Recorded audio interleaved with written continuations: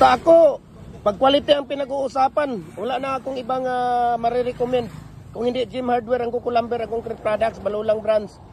Gym Hardware ang Kukulamber ang concrete products, Retuan brands. Triple A and F Kukulamber. At saka Gym Hardware ang Kukulamber ang concrete products, Retuan brands. No? Pins Concrete Post Molder, Dragon Fruit Post Molder, wala nang iba. Dito lang talaga yan. Okay? So wala nang pakimi-kimi.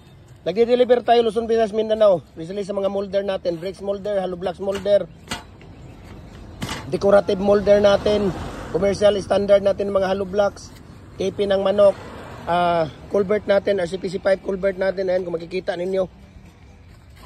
Okay. 6 inches hanggang 85 inches.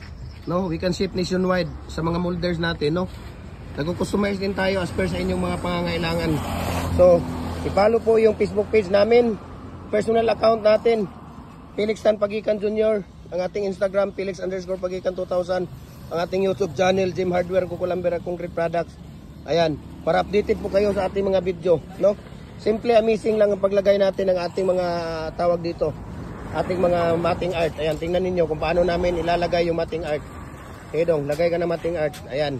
So maraming salamat po sa inyong lahat sa patuloy ninyong pagsubaybay at pagsuporta sa ating video. Ganun lang po, no? Ipapasok na yung matting art. God bless at mabuhay po tayong lahat. Ayan.